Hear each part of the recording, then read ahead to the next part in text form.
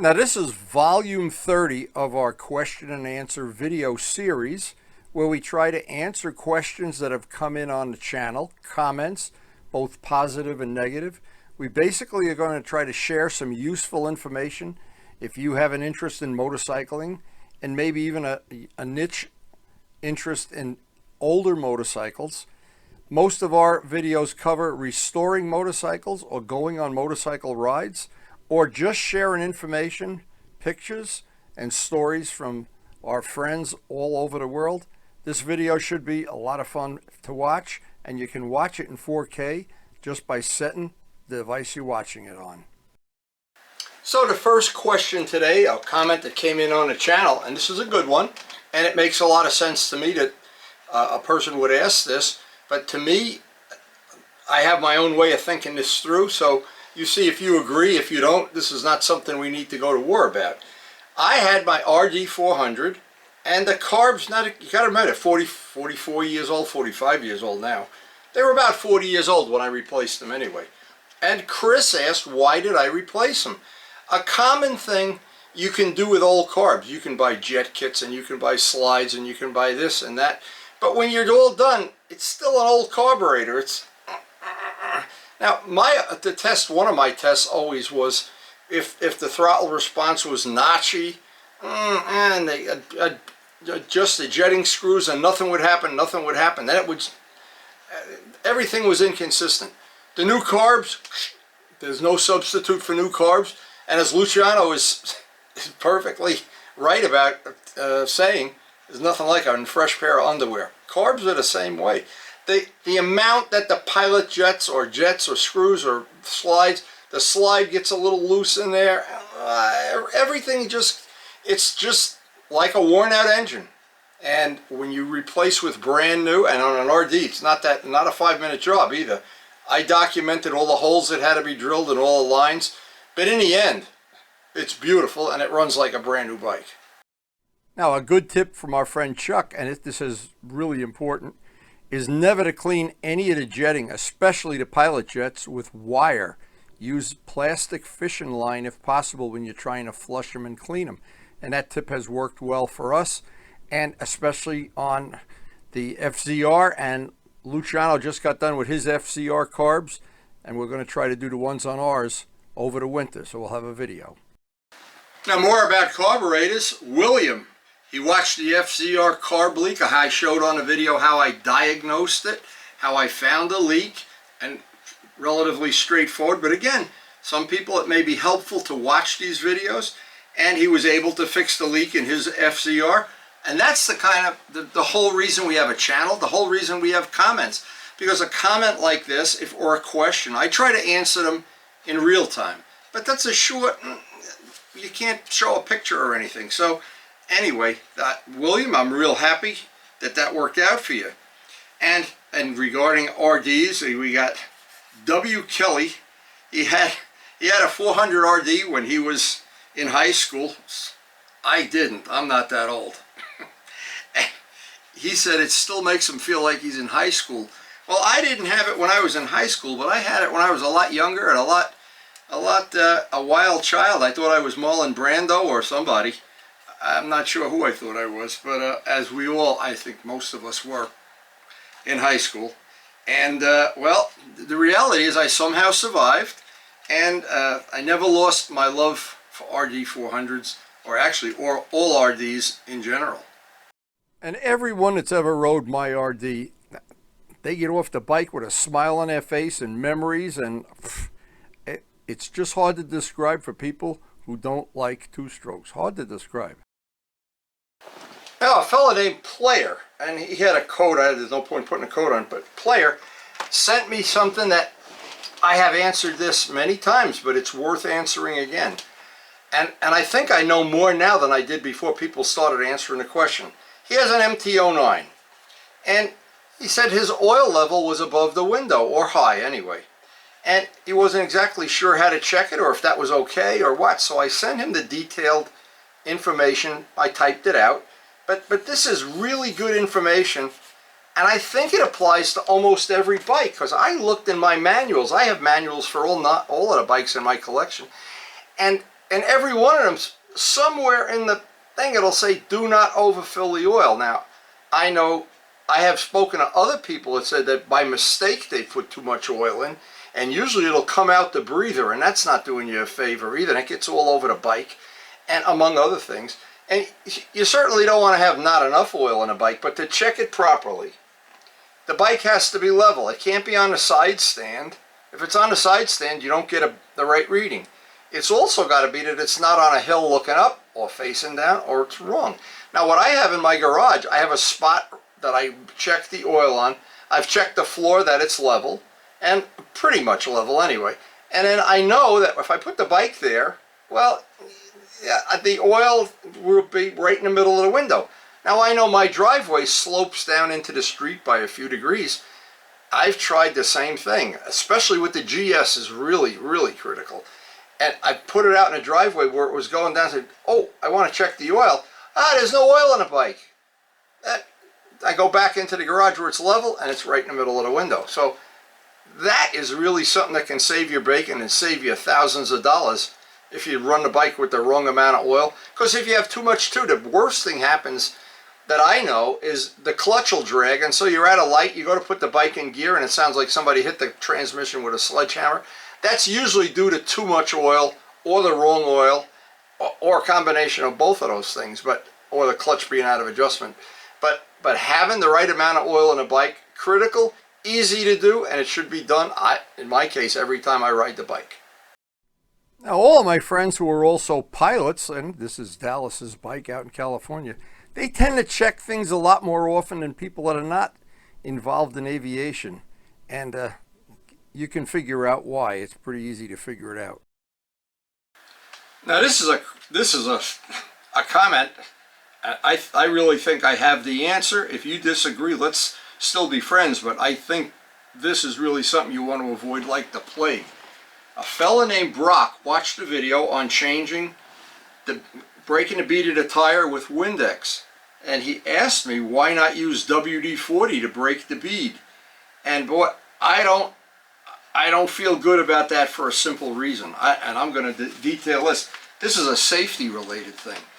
Years ago, the late Larry Dituri was changing a tire and used WD-40 to do exactly that. And I remember when we were riding, and he had told me, he says, I don't know if that was a good thing to do, but I did it, and I cleaned off all your WD-40, and then I noticed, I looked at his rear tire, and the red dot had moved like a third of the way. That tire on a powerful bike will spin the tire. Worst of all, on a front wheel. Can you imagine on a front wheel when you start spinning the tire? I would avoid that like the plague. The good thing about soap is when soap dries out, it gets sticky. Yeah, go wash your hands, let them dry, and you'll see everything's sticky. Well, when that dries out, you want, and heats up, of course, I would be real skeptical about using WD-40 to break the bead or anywhere near the tire, even if some oozes out somewhere when it gets hot. And well, you can imagine, it could be the worst of all possible worlds. So I made the suggestion to Brock. Windex is cheap. It has worked for me. Probably I've changed, I don't know, a dozen tires or so with that. And I had such incredible good response to that video. I made a special little video about how to break the bead without going all around the tire with the Motion Pro thing. Everybody that emailed me about that, thank you, thank you, thank you. That works like a miracle. And I don't think I'll ever have to use the Harbor Freight bead breaker again. And I don't have to use the Motion Pro bead breaker with the way they show to use it, that way that I showed on that tip video. It's on the video. You just search back about, I don't know, a month or so. That's useful information to share when you want to work on your own motorcycle. And I think most of my friends do. And obviously the ones that don't, and you bring it to a dealer to fix, well, yeah, you don't have to know any of this. But I know most of my friends do like to do the basic maintenance, anything they're capable of doing. And there's no reason not to, especially when you look at the price dealers charge to work on your bike. A funny story, when Rob and I co-bought this bike from Motorcycle Mall in 2009, they said, oh, bring it in for the 600-mile check, bring it in for this. And Rob said, get a good look at this bike. Take a good look, because you guys are never going to see it again. All right, this is from Corey. Corey, we've corresponded back and forth many times. He wants to do a full paint job, including fairings. How much paint should he buy? Well, paint's really expensive.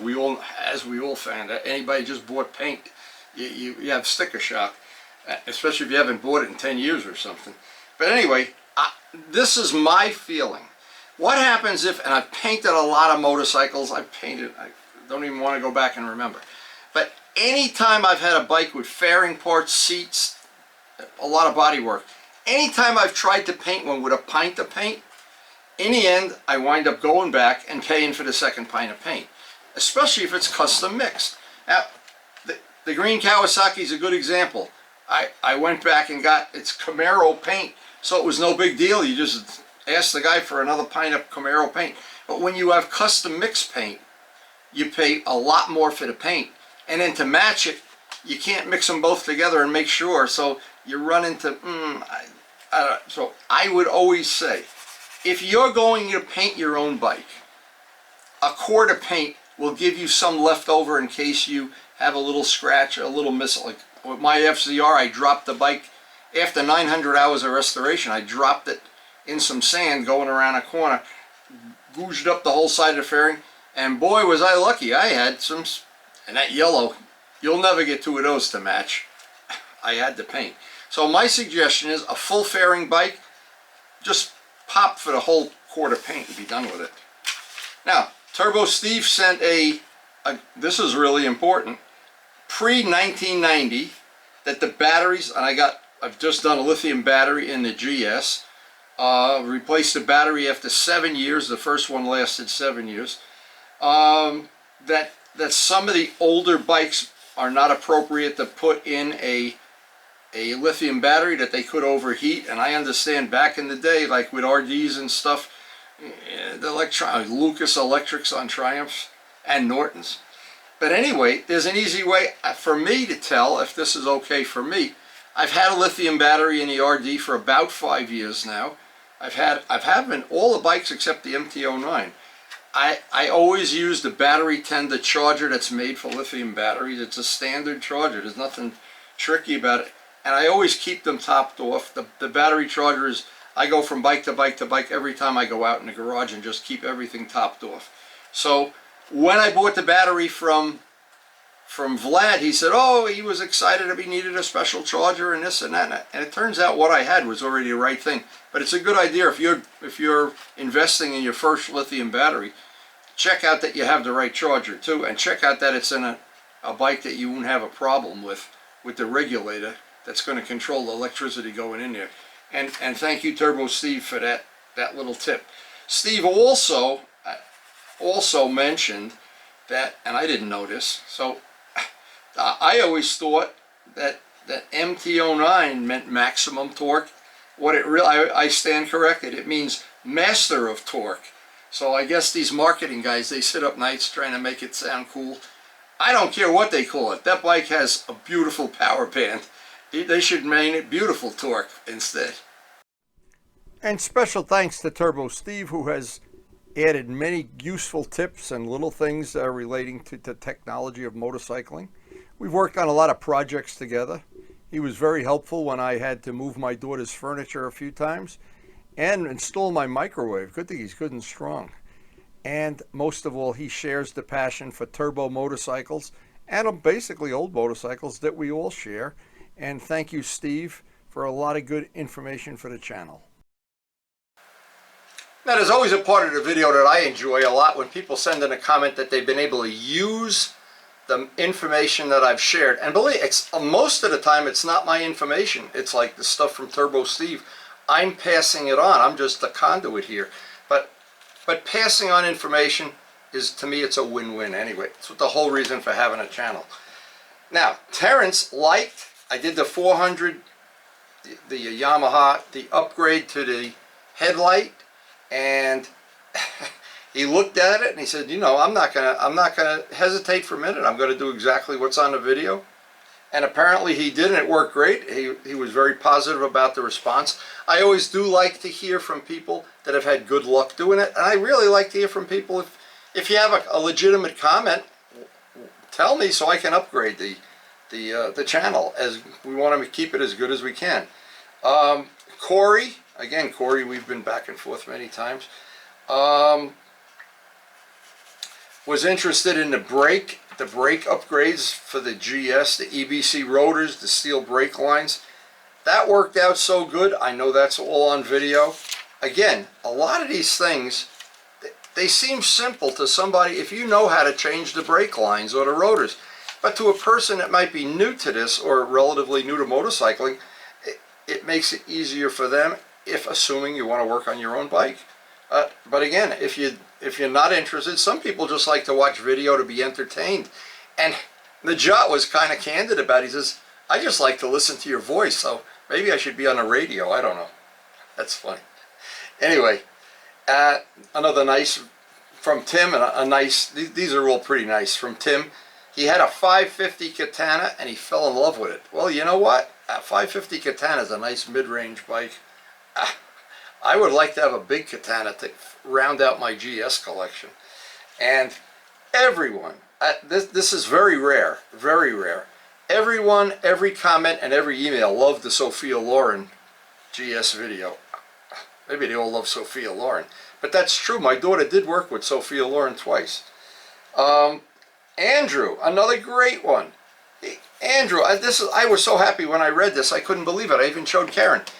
He watched the video about covering his seat, went out and did it. It's perfect. Now, I'm happy to have shared that information. Now, when it comes to covering the seat, I was not able to watch somebody else's video, but because I had done upholstery work for Karen, we restored a lot of furniture in this house. I knew how to do basic upholstery work, and deal with vinyl. So that was a win-win-win for everybody. So, now a very funny one, and these are all good comments. Ramblin' Doug, I like your handle. It could be Rambling Windy.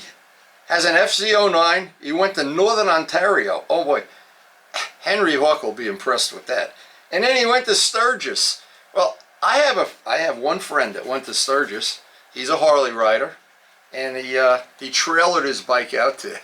See, this wouldn't work for me, but he actually said he had a good time out at Sturgis, and it wasn't as he thought it was going to be rougher than it was. He said everybody was friendly and drunk, of course, too. So, but I'm not a Sturgis guy. That's the whole problem.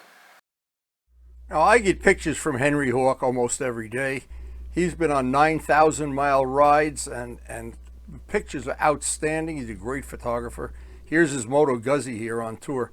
But I'll bet he's been out to Sturgis, but the truth is I haven't. No special reason. I kind of like Bikes and Breakfast better. So this is from Chris. Chris had a question I can answer to a certain degree. And maybe this is useful information for anybody. He's got a broken motorcycle part. I think it's a mirror, but I'm not sure. I have the email further back in the on my notes there. It doesn't matter if it's a mirror, a fairing, or what. If something breaks, boom, now let me just pretend this is one piece, and it breaks. You stress it, and it breaks.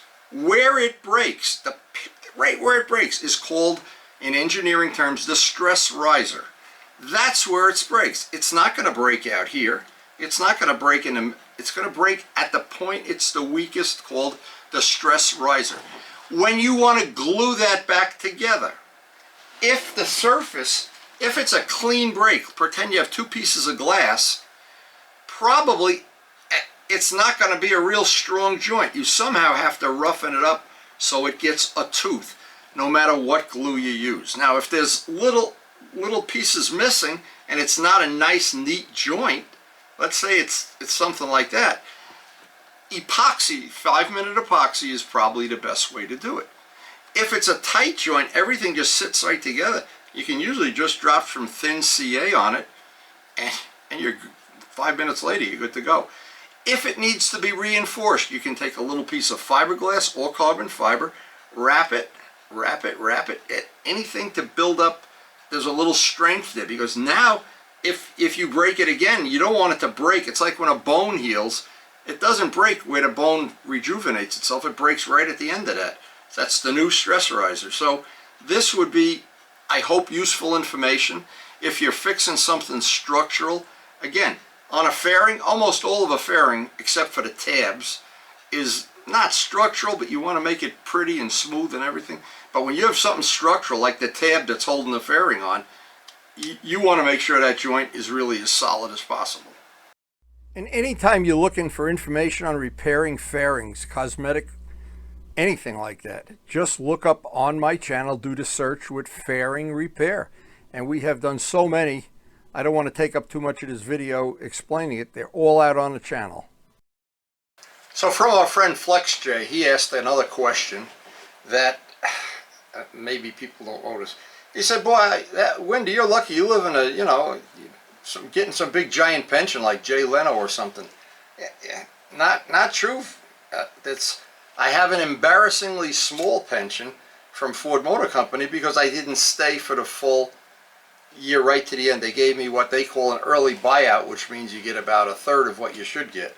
But the thing I bring to the table is I've lived very conservatively, and I don't buy new cars all the time, and I typically don't buy new motorcycles. I buy used ones for almost no money and work on them to stay fit as a fiddle. But anyway, believe me,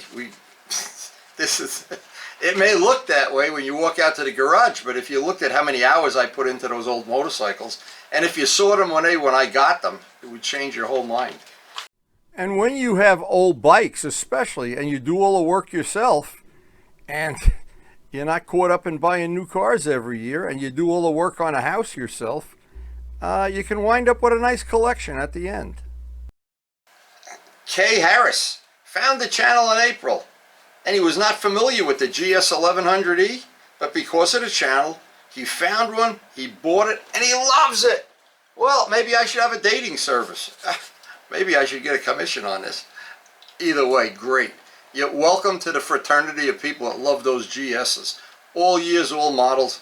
Even though they are getting harder and harder to get, I'm glad I have the two I have.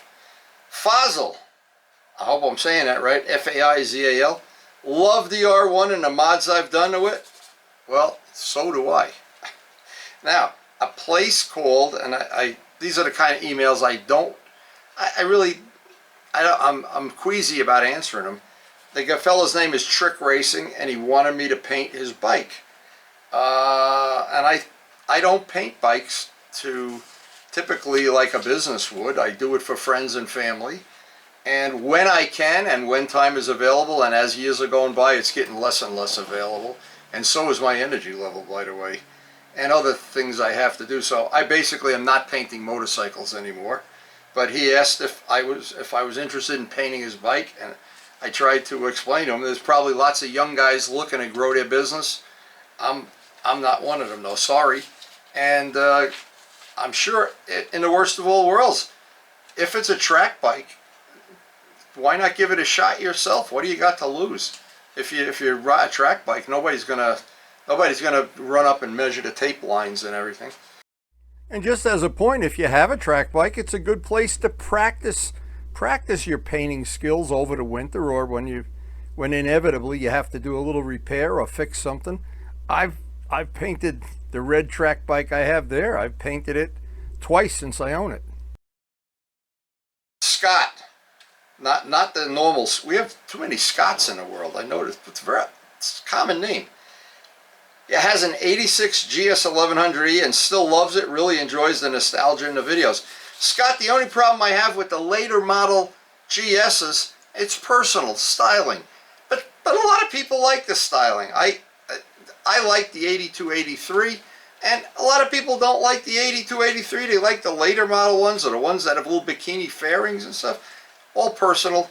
We're all still friends, and we're all part of that GS fraternity, that's for sure.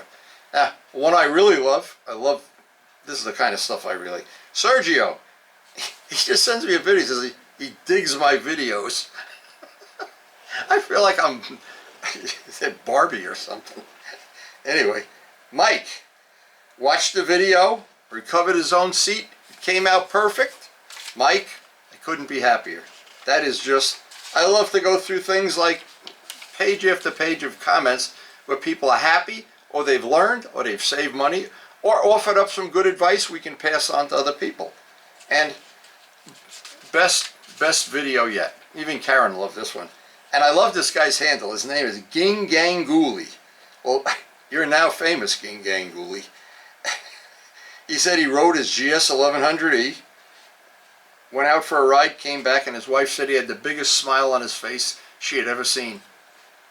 Karen says the same thing all the time.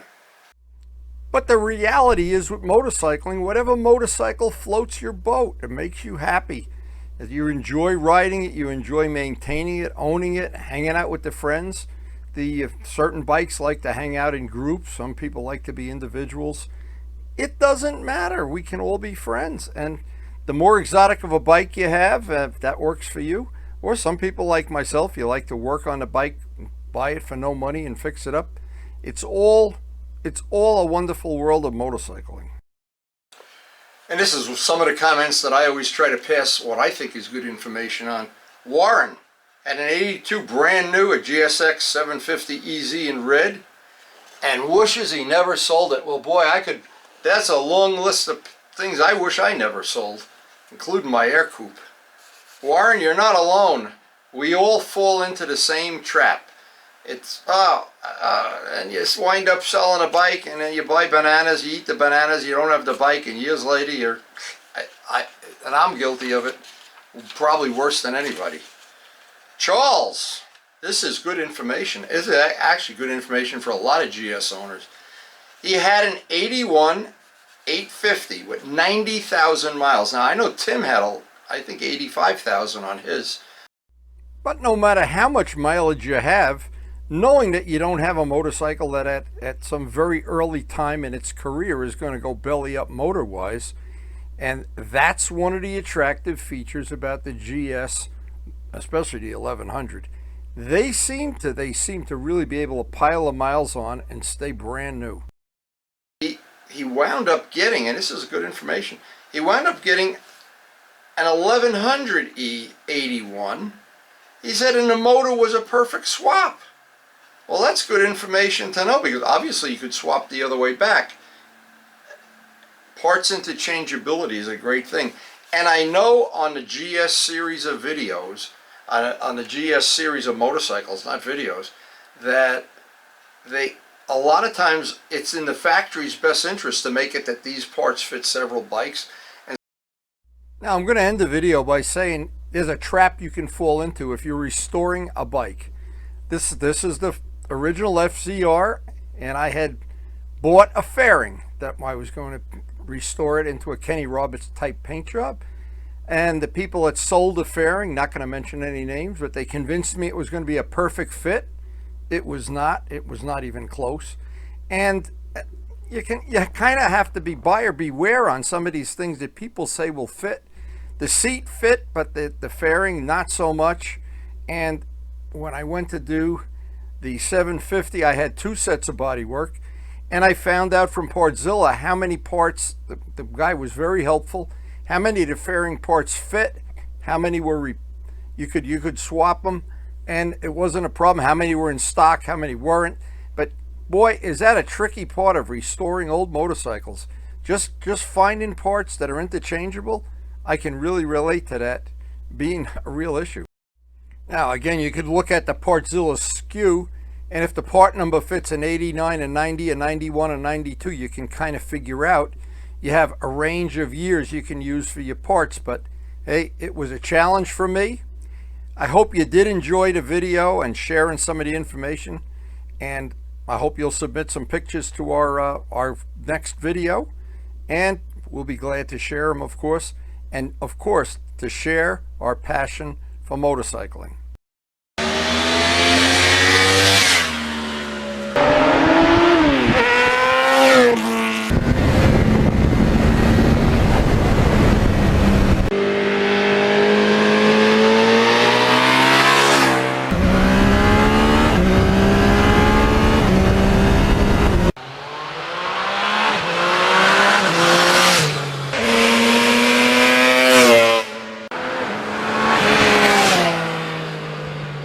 And thanks so much for watching.